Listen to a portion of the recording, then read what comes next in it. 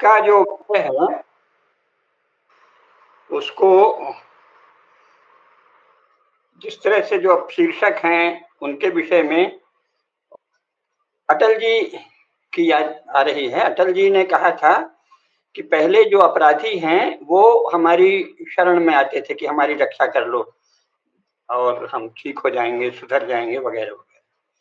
फिर कुछ समय बाद ये हुआ, इसी राजनीतिक दल में, संस्थाओं में, राजनीतिक जो ढांचा है पार्टियों का, कुछ समय बाद वो पार्टियों को उनकी जरूरत पड़ने लगी अपराधियों की, तो वो चुनाव में सहायक के हुए। यानी पहले जो शरण में आए वो बाद में सहायक बनकर आने लगे।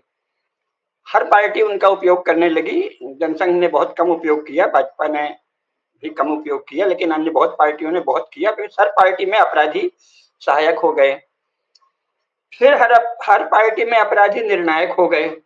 और अटल जी ने इसमें चुटकी ली थी कि अब ऐसा हो गया है कि अपराधी कहते हैं कि भाई आपकी क्या जरूरत है, अगर हम ही आपको चुनाव जिताते हैं तो क्यों ना हम ही जीत कर आ जाएं। और बहुत सारे अपराधी भारत की संसद में आने लगे थे। ये जब अटल जी ने कहा था तब की ही बात है, यानी ये 1992 के भी पहले की बात है।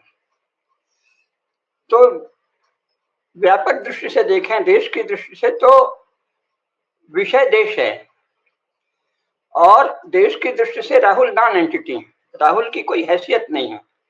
राहुल एक मनोरोगी है और एक अत्यंत कमजोर व्यक्ति, जिसका व्यक्तित्व तो बहुत ही कमजोर है, हास्यास्पद है, दयनीय है। कोई भी अच्छा परिवार उसको, अगर वो उसके परिवार में होता तो उस पर लज्जित होता है, इस बात को स्वीकार करने में शर्माता कि ये हमारा बेटा है, हमारे परिवार का सदस्य है। जिन्हें कपूत कहते हैं उसमें से एक है ना। स्वयं जैसा भी नेहरू परिवार है उसका भी वो कपूत है।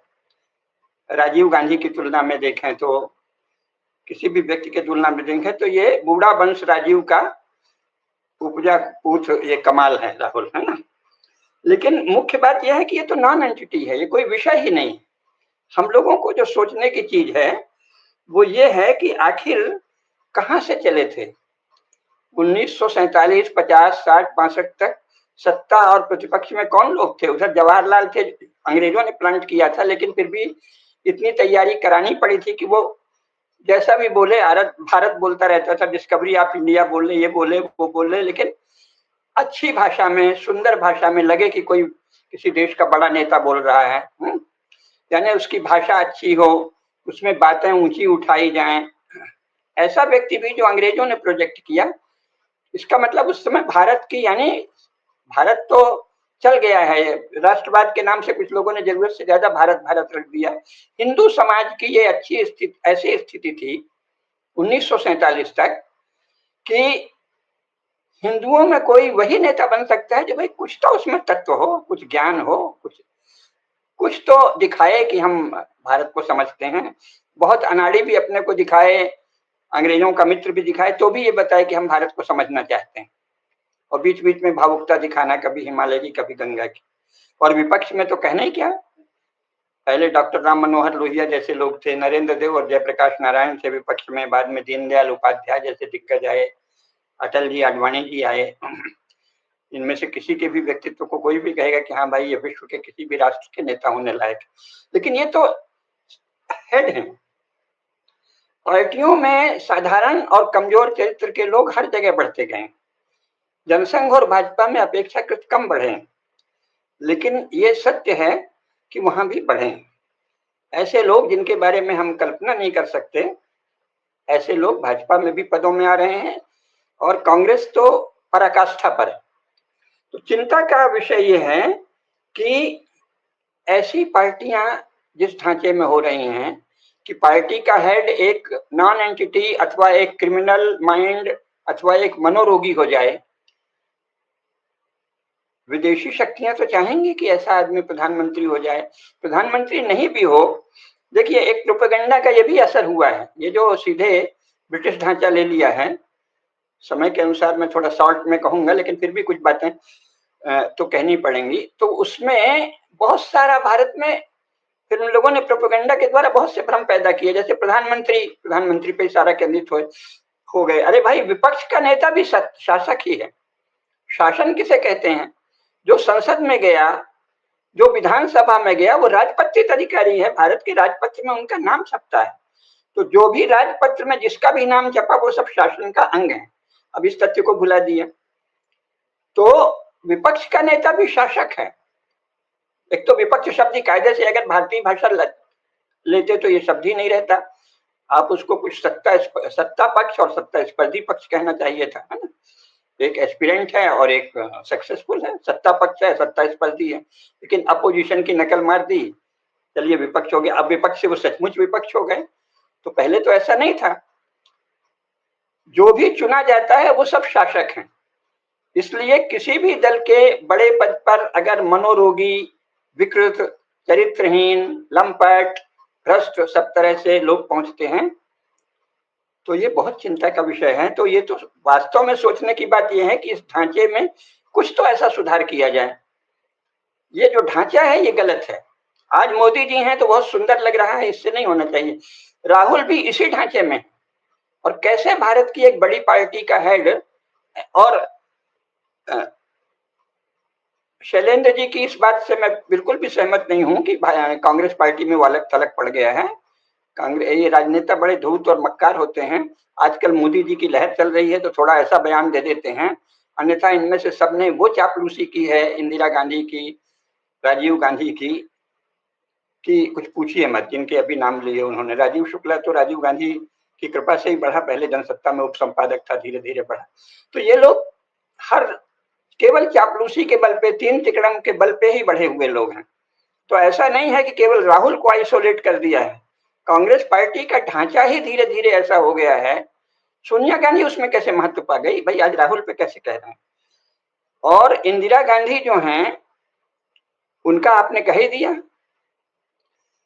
संकेत कर दिया है भाई। पहले जब उत्तराधिकार की बात चली थी, तो जैसे ही ये खबर, किसी ने इंदिरा गांधी से कहा कि ये जवाहरलाल नेहरू, जब आपने नेहरू जी, पंडित जी उत्तराधिकारी ढूंढ रहे हैं, तो वो तमतमा गई कि लोग उनको सही उत्तराधिकारी नहीं चुनने देंगे। जब बताया गया कि शास्त्री जी को चुना जा रहा है, क्यों?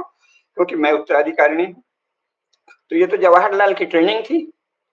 बड़ा प्रचार होता है पुत्री के नाम पिता के पत्र, तो उस पत्र से यह शिक्षा निकली थी। तो इसका मतलब ये जो हिंदू समाज है, इसके ढांचे को धीरे धीरे विकृत किया है शिक्षा के द्वारा, संचार माध्यमों के द्वारा। चिंता का विषय हिंदू समाज होना चाहिए। इसमें ये क्या हो रहा है?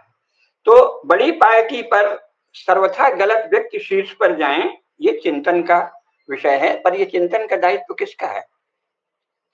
परंपरा से ये दायित्व ब्राह्मणों का होता था, पर ब्राह्मणों की एक मानक था, प्रतिमान था, आप ऐसी साधना करें, अध्ययन करें वगैरह वगैरह। केवल जाति के ब्राह्मण पर तो नहीं होता था। जाति के ब्राह्मण तो नेहरू को पंडित जी कह के बह गए, जैसा उन्होंने बताया। हालांकि उस समय भी बहुत से लोग विरोधी भी थे नेहरू के। तो परंपरा से तो ब्राह्मणों का दायित्व था। अब आप उसे बौद्धिक कह लीजिए। आधुनिक भारत में किसका दायित्व है? तो इस पर चिंतन होना चाहिए। तो या तो प्रबुद्ध जन हो एक, लेकिन केवल प्रबुद्ध जन से तो संसार की राजनीति नहीं चलती, आधुनिक समय में भी नहीं चलती। तो प्रबुद्ध जन और अभिजन, अभिजनों में भी जो संपन्न लोग होते हैं, महाजन कह लीजिए, उन पर दायित्व है। लेकिन हुआ यह है कि धीरे धीरे जो हमारे महाजन हैं या अभिजन हैं, उनका भी तो संस्कार, आहार, विहार सब कुछ बदल गया है शिक्षा के द्वारा। आखिर इतने दिनों तक ये गति कैसे हुई कांग्रेस की, या भाजपा में ही तरह तरह के लोग कैसे आ रहे हैं? क्योंकि इनको जो प्रशंसा करते हैं, आशीर्वाद देते हैं, समर्थन करते हैं, जो भी करते हैं, वो भारत के संपन्न लोग भी तो हैं। तो संपन्न लोग अब चरित्रहीनता को, संस्कारहीनता को इतना महत्व देने लगे हैं।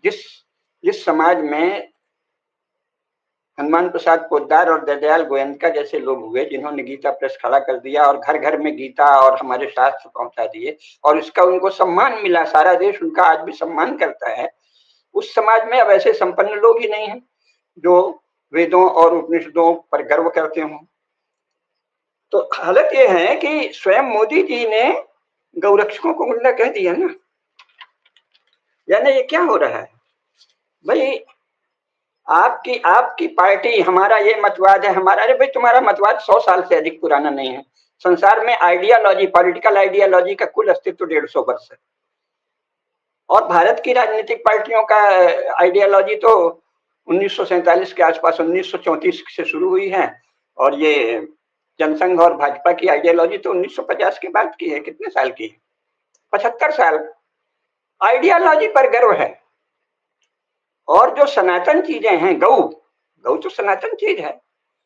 आपको गाय पर गर्व नहीं है, आपको वेदों पर गर्व नहीं है, वोट के लिए चले जाते हैं मंदिर, मंदिरों पर गर्व नहीं है, मंदिरों की स्वतंत्रता पर गर्व नहीं है, मंदिरों की प्रतिष्ठा पर गर्व नहीं है कि इसमें विद्वान रहें, इसका धन धर्म कार्य में लगे। किसी पार्टी को गर्व नहीं है, भाजपा को भी गर्व नहीं कि मंदिरों का धन सनातन धर्म की प्रतिष्ठा के लिए जाए, मस्जिदों और चर्च की सेवा में। यानी जो सनातन धर्म को नष्ट कर डालने वाले उन्मत्त समूह हैं, पहले तो आप उनको धर्म कहिए, जो पाप गांधी जी ने सबसे पहले किया।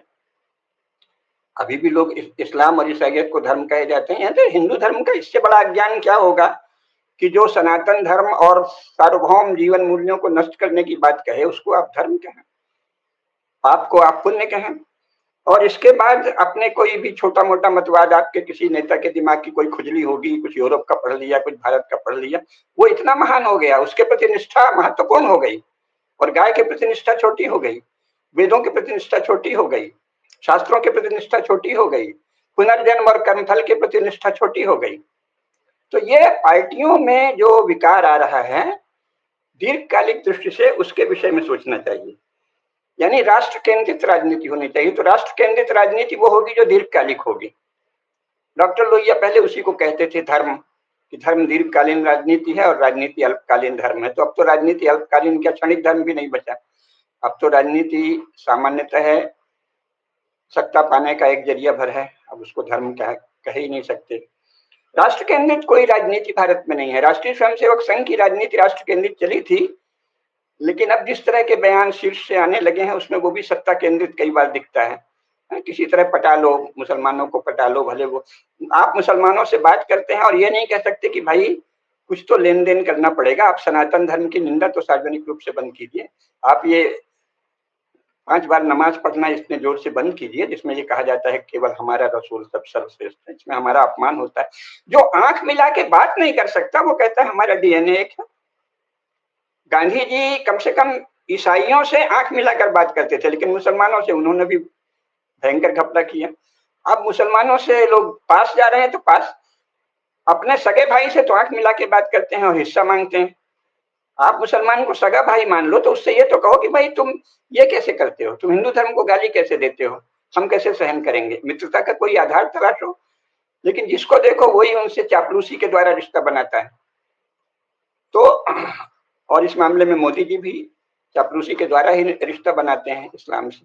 तो दीर्घकालिक दृष्टि से तो भारत का अनिष्ट हो रहा है। अब ये बात अलग है कि संसार की राजनीति मोटे तौर पर युद्ध से चलती है और युद्ध में अद्भुत काम किया है मोदी जी ने। तो अगर हम युद्ध से सशक्त रहे तो भारत की रक्षा हो जाएगी, फिर बाकी काम बाकी लोग कर लेंगे। मॉडर्न पॉलिटिकल पार्टी से हमको उसकी ज्यादा आशा नहीं करनी चाहिए, क्योंकि इनका ढांचा ही गड़बड़ है। लेकिन मैंने बताया कि प्रबुद्ध जनों और अभिजनों का एक समूह जो होगा वो सोचेगा, और वो जब सोचना शुरू करेगा थोड़ा समय लगेगा, कहीं ना कहीं होंगे। लेकिन अब परंपरागत ब्राह्मण तो ऐसे है नहीं जो देश के विषय में सोचते हो, दिखता नहीं है। दीर्घकालीन राजनीति अगर धर्म है, या धर्म दीर्घकालिक स्तर पर सोचता है, तो धर्म क्षेत्र में भी अपने समय के लोग जिस बात को समझ पाए और जिस मुद्दे से उनमें जान आ पाए, ऐसा तो कोई व्यक्ति नहीं है। विद्वान बहुत हैं, स्वामी निश्चलानंद जी अद्भुत विद्वान है, लेकिन उनकी भाषा तो बस एक छोटे से समूह के काम की है। तो ये समस्या बहुत, इस देश को यानी हिंदू समाज को कोई ओन अप करे जो उसके अस्तित्व पर आए संकट को पहचाने, क्योंकि ये बहुत बड़ा संकट है। राहुल गांधी जैसे लोग किसी एक राष्ट्रीय पार्टी के बड़े नेता हो जाएं और उनके सामने कोई कुछ कह नहीं सके, जिसको लोग पहले धुतकार देते, झटकार देते, कहते बैठ पहले सीख ले कुछ, ऐसे आदमी पार्टियों के शीर्ष पर पहुंच रहे हैं। चलो ये तो भाग्य है कि भाजपा के शीर्ष पर मोदी जी और अमित शाह हैं, लेकिन दीर्घकालिक दृष्टि से भी सोचना चाहिए। ये जो राहुल है वो नॉन एंटिटी है, चिंता की बात यह है कि मनोरोगी लोग, विकृत लोग, गए गुजरे लोग पार्टियों में प्रमुख पद पा रहे हैं। गुंडे और लफंगे कई जगह मुख्यमंत्री हो रहे हैं। ठीक है, अभी प्रधानमंत्री नहीं हुए, राहुल तो का सपना कभी साकार नहीं होगा, इसलिए वो चिंता का विषय नहीं है। राहुल को सपने में प्रधानमंत्री होने की छूट है, बाकी तो कोई भी संभावना नहीं है, इसलिए वो कोई चिंता का विषय नहीं। लेकिन ये जो भारतीय राजनीति में हो रहा है, राहुल उसकी एक बानगी। पार्टियों के प्रमुख पदों पर व्यक्तित्वहीन या चरित्रहीन या सनातन धर्म, वेद, शास्त्र, उपनिषद, गाय, गौ, गंगा, गायत्री, गीता, इनके प्रति निष्ठा से रहित लोग जा रहे हैं। और ढांचा ऐसा है कि राजनीति सारे समाज को, खासकर हिंदू समाज को नियंत्रित कर रही है, और ये कांग्रेस ने किया है। जो मूल संविधान था उससे विपरीत जाके उन्होंने सोचा कि ये हिंदू समाज को नियंत्रित करो, क्योंकि इसमें तो गंगा, गीता, गौ, गायत्री, पुनर्जन्म सब कुछ है, तो ये हमारे वश में नहीं आएगा, और सारे समाज को नियंत्रित करना हमारे वश में नहीं है, तो मुसलमानों और ईसाइयों को अल्पसंख्यक कहकर उनको छूट दे दी जाओ।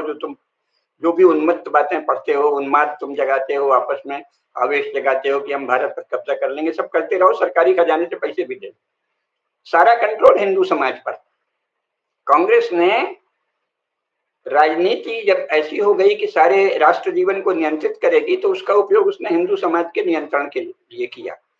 सौभाग्यवश अब कम से कम ऐसी स्थिति नहीं है, लेकिन दीर्घकालिक दृष्टि से सोचना चाहिए।